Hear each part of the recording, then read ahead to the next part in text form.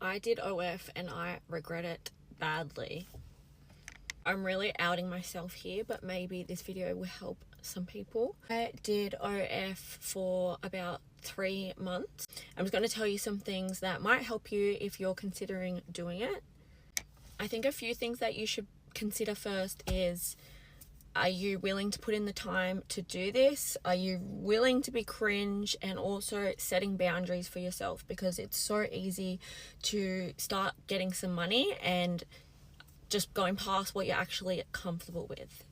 That Anna Paul and all these creators glamorize OnlyFans, and a lot of young girls think, oh, it's gonna be so easy to make money, but in reality, if you don't have a following, it's a fucking grind. You have to be all over all the social media platforms at all times. You have to be on Twitter, Reddit, TikTok, Instagram, Snapchat. You have to be talking to people on the actual app itself. So it is a full-time job in itself, and I was working at the time and I was struggling to fit it all into my day. So I think another thing would be to set time in the morning or the afternoon when you want to talk to people, because you want to make money and you just start getting, it starts getting out of control talking to people all day long. You will do some fucking cringy ass shit. So I signed with an agency towards the end, and they kind of took all rights of my OF, and they were making me do some cringy TikToks that just did not sit right with me. So I think like after doing that was when I was like, this is actually not who I am and not who I want to be on the internet at all. I will be honest with you though, I did it from the end of April until early August, and I think I made about 10,000 Australian dollars. So you can make money on there if you want. I could only commit my time part-time, but if you're doing it full-time and you really wanted to make money, then you just have to consider all these other things, like, is it who you want to be? Is it in line with who you are? Reason that I did it is because I wanted to move overseas and I needed an online job that I could do anywhere. So that's why I just hustled for that small amount of time, and I wanted to do that. But I wish I had thought about it much harder than I did, because I regret it and I wish I didn't do that. It was a weird part of my life.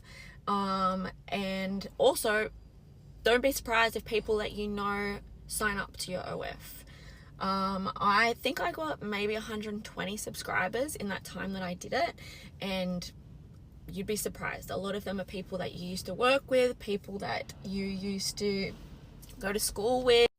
Don't always believe things that you are seeing online. All of these people on TikTok are doing these cringy videos to go viral, and you're falling for it, and you are sharing it, you're commenting on it, and you're making these videos go viral. I think the girls that I'm talking about.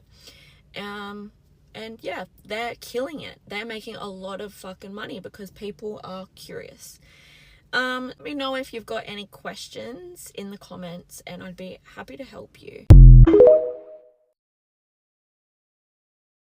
Here's why starting an OnlyFans was the worst decision I made in my life.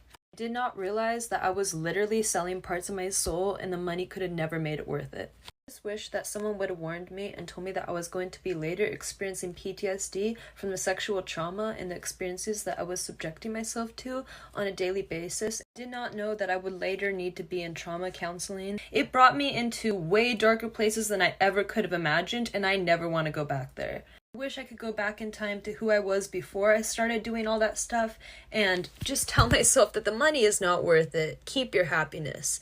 And that's all I want to tell any girl who's thinking about starting an account. I just hope I can save even just one girl from going through the pain and the trauma that I am now going through because I subjected myself to that for the last couple years. Mentally, I was just burning out. And I started realizing, like, in order to keep this money coming, I have to keep exposing my body over and over and over again. I'm running to the stores to get lingerie, to get bathing suits, to get this, to get that. Like, I'm doing it so much. I never had clothes on Instagram. It it was to the point where I was getting so tired that I would only just make sure I had enough just to pay the bills. I was like, fuck buying the designer, fuck the clothes, fuck trying to get jewelry and all of that. Like, I was just so drained from what I was doing. In the beginning, it was cool. First couple of months or the first year, I would say, you just like whatever, until it starts getting old. And mind you, I tell you, I ain't getting naked on there. I'm not having sex. I'm not doing nothing crazy. So it's like, the thing is, it's only so much of what you can do. And I'm like, I'm not about to take shit that further. It's not that deep to me. But I can still make money off literally doing nothing. But it started just hitting a point where I was just like, I don't want to do this no more. I was trying to do music, dating out here also, or just whatever the case may be, just meeting people, normal people, trying to make friends, or whatever the case may be.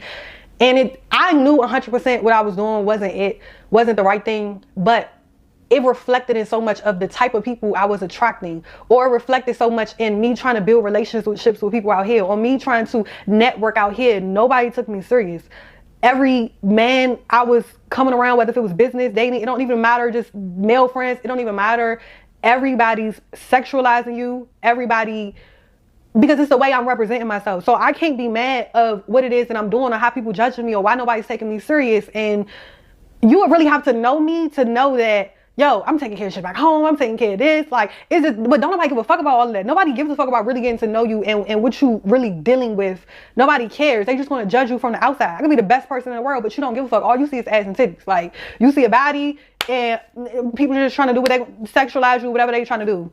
And I was never that type of woman. Like, I'm not that woman that just be out here fucking. Like, it just having sex and with this man, with that. I'm never in my life, ever in my life been that girl, ever. And you got to know me in real life. You can't even get up on me. Like, this has never been that. So regardless of what I posted, I know how I move in real life. But unfortunately, how you represent yourself still matters. And it used to fuck me up. Like, yo, I don't want to do this shit no more. But I knew, how the fuck else was I going to pay the rent? How the fuck else was I going to get my grandmother? I just want to address a few things when it comes to me speaking out about my experience with OnlyFans and how terrible it was. First of all, if doing this is becoming a trend, I'm ecstatic about it. That's exactly what I want to be a part of. I want to make it a trend to speak about the truth behind OnlyFans, because it's not glamorous. It has caused me so much suffering and pain, and it's causing people who use the platform, who subscribe on that platform, suffering and pain, whether they realize it or not. Talking about this is a part of my healing. I don't know how to heal from this without talking about it, and I do not know how to right my wrongs without speaking truth about how damaging OnlyFans was. I 100% believe that God has placed this purpose in my heart, and I'm going to fulfill that purpose, which is to speak the truth about it and help others who are still suffering. But what's sad about the women who have left the platform and are trying to speak up about it is they get a lot of criticism, which makes it even harder for them to do. And if we have any chance at shutting down this industry, let them speak. Let us speak. And of course, there's always going to be criticism. And regardless, I'm going to keep speaking out about my truth, my experience. But it's just so sad, because I think that's why probably a lot of women who have left the platform remain quiet, because you have to hear hate from the women who are still involved, as well as people who don't understand God's forgiveness, and a lot of other forms of criticism for different reasons. On top of that, when I do talk about my love for Jesus and what he's done in my life, there's automatically an expectation that's placed on me to behave and present myself a certain way. I am still Chanel at my core, and whatever I decide to share on social media, there shouldn't be this expectation that now I'm gonna show up looking like a nun, or I'm going to make all these drastic changes. Mind you, this did not happen overnight. From the time that I opened my heart to God, it took 3 months of intensive trauma therapy where I was at an inpatient facility to begin a journey of healing. From that time, it took a year of outpatient, more than a year, like a year and a half of outpatient therapy. It's taken so much work for me to get where I'm at today and to actually have the courage to leave the platform. It did not happen overnight. I wasn't like saved and then boom, I shut down my platform. My journey looked a lot different. It was a slow learning process for me, and so much healing had to take place. My addiction to substances, my addiction to seeking external validations, that started long before OnlyFans. And there's so much that I needed to heal in order to have the understanding, the self-love, the self-worth that I have today, and in order to make that big change. So if you are someone that's suffering in silence and you are still on the platform, just be gentle with yourself. If this is a change that you do want to make, give yourself so much compassion, please, at this time, because it's really not an easy change to make. It's very scary. You don't know what the future is going to look like. There's so many unknowns, but it's worth it. It's so worth it. In the Bible, it says you can't serve two masters, and it's so true. And I had to learn the hard way that I made money a master, and it was consuming me in my life, and at the expense of my happiness, at the expense of my peace, connections with others. It took everything from me. I had to learn in a very hard way that money does not bring happiness. And I am so grateful I understand that now. And although I need money, everyone does to an extent, to live hopefully a stress-free and comfortable life in this country, but it will no longer consume me the way it has. Now I couldn't care less. I just want, more than anything, to have peace, to lay my head on my pillow at the end of every day and have a clear conscience, knowing that I'm doing everything I can to live a life that is in alignment with who I am, and to serve others and pay it forward and right my wrongs. The truth about OnlyFans, coming from someone who has been a creator. But with all this Lily Phillips, Bonnie Blue drama coming out, I just feel like I'm a fraud sitting back and not saying anything, when at the end of the day, my socials have never been a filter into OnlyFans. And I am in a position where I can talk about these things, although I do have an ongoing lawsuit, so I can't get into super specifics about that. I get people are mad, and they're mad for a multitude of reasons, but let's just do a little OnlyFans history.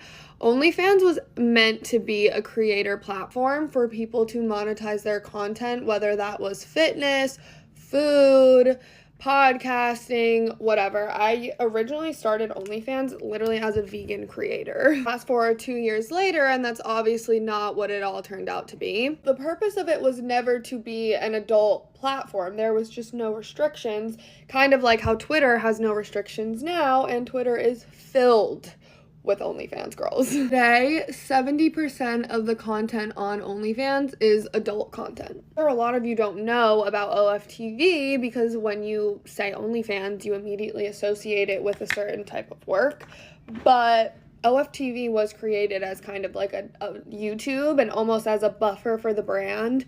And I think now, working in marketing and working with brands, it's a little hard to dig yourself out of that hole, and it's probably gonna take years, if that. My point in telling you this is that this is not a product of OnlyFans, but a symptom of us. OF is just a mirror of what we prioritize, what we reward, and the type of behaviors we have in society. It's a mirror showing us the reality of our collective choices. And the funniest thing is, everyone thinks they're not playing the game, and we're all playing the game. Being promiscuous is heavily rewarded in our society, and even better, it is slapped in a box with wrapping paper and a pretty bow, and told that it's empowerment. Told that you're taking back your power, you're making money off your body.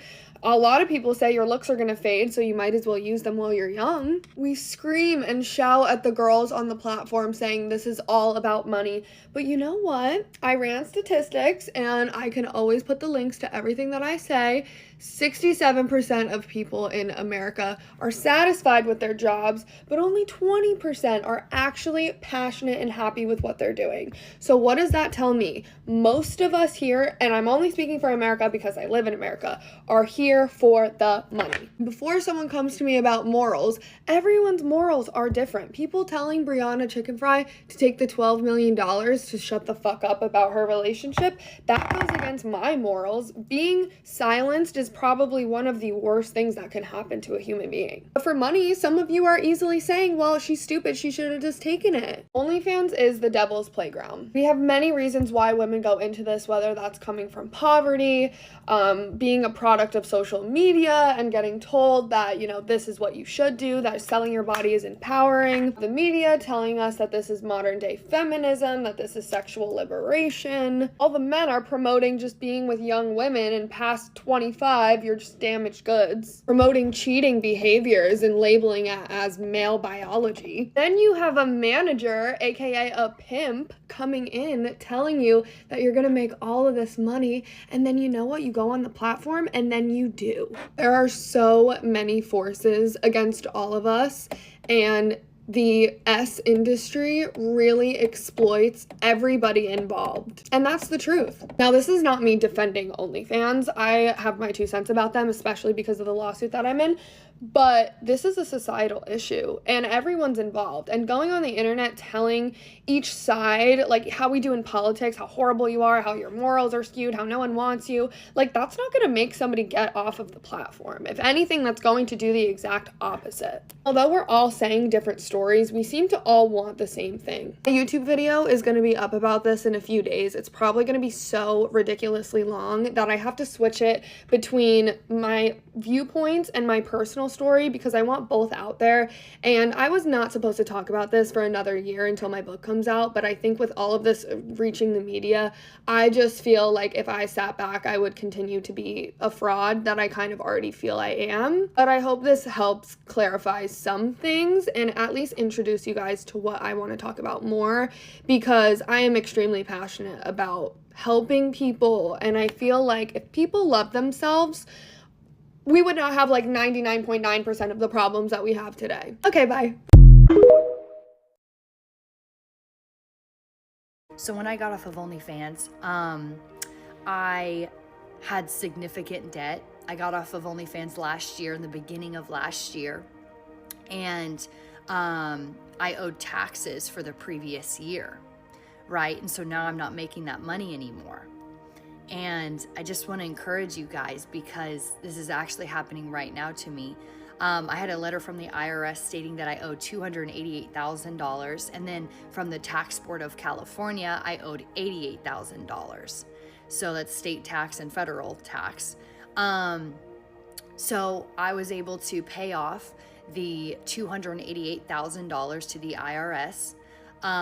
Because I liquidated my brokerage account, my IRA, my life insurance policy, and I used all that up, all of it. I have no more savings.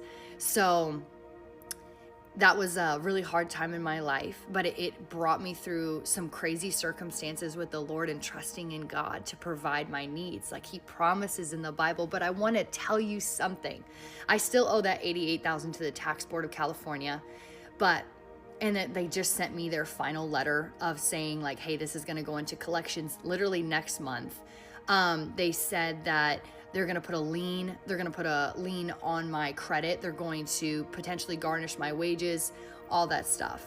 It looks really scary, right? Like the mountains in our life, the giants in our life that are calling us out, picking on us. It's really scary. But I want to encourage you. Tell that mountain, that giant in your life, how big your God is. He is bigger than those problems. He created you to be here right now. He never promised that life was easy. There will be mountains, there will be giants that happen and come into your life and feel like it sits on your chest, gives you anxiety, pain, struggle. But you tell them how big your God is. So, life's looking really scary for me right now, right? This mountain is talking back. This giant is sitting on my chest. And I got down on my knees last night and I was like, Lord, surprise me.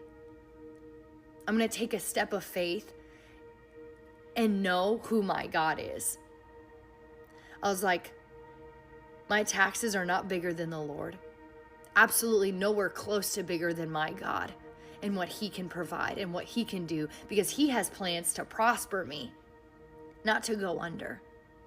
So I want to encourage you, if you are dealing with financial strain, if you're dealing with addiction, if you're dealing with family struggles, friend struggles, relationship struggles, they are not bigger than your God, the creator of the universe. They are not bigger. Cry out to God, but have faith enough to say, you know what, God, surprise me. Surprise me. Because he cares so much about you. He loves you. He wouldn't have sent his son to shed blood for you. He wouldn't have. So I encourage you, ask God to surprise you, but have faith to know that he will. Nothing is bigger than our God. No mountain, no giant. If you're a young girl and you start an OnlyFans, you are so cooked. Now, you might not feel it in the short term, but in the long term, it is going to massively impact your life. Because let me tell you something, no good guy is gonna wanna know and settle down for somebody who sold her body online when she was younger. Yeah, you might find some nice guy who's like, oh, whatever, it's okay. But deep down inside, he is never going to respect you. I'm sorry. He is never going to respect the fact that you put your body all over the internet and you're selling it, and it's internet prostitution, paying to see somebody's body. You're cooked for the long term. Does that mean you could find somebody in the future who's going to forgive you? Yes, of course, that is definitely a possibility. But deep down inside, there is that respect element that is always going to be lacking. And unfortunately, there are some mistakes that you cannot reverse. That is permanent forever. Selling your body is permanent forever. And no actual good guy who will want to fall in love with you and provide and protect for you in the future and actually take you seriously and respect you is going to tolerate that. It's just the truth.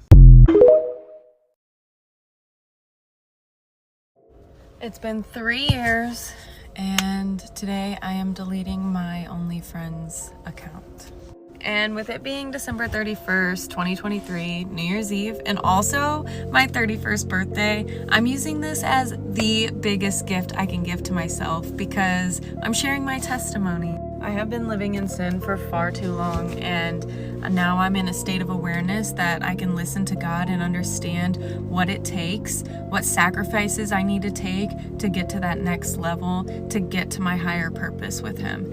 And while I've been so grateful for the financial opportunities that this has provided for me over the years to be able to get my degrees and work for myself and buy nice things for myself, I now know that the love of God is so much greater. And I just wish that we could all come to this level of awareness in 2024, baby. You guys, female empowerment is not working in the porn industry. I'm so sorry. I feel like we've been deceived. A lot of girls are coming on to TikTok and they're normalizing this, and it's a lot of girls in their young 20s. And I felt the need to get on here and kind of say this. A lot of times girls may think that because they're in charge of the narrative and because they're the ones doing it themselves, that they have the power in the situation. But at the end of the day, you're still putting the message out there that your value lies only in your body. The whole point of feminism was that we were able to get an education, you know, fulfill the careers that we wanted to do, any dreams that we had.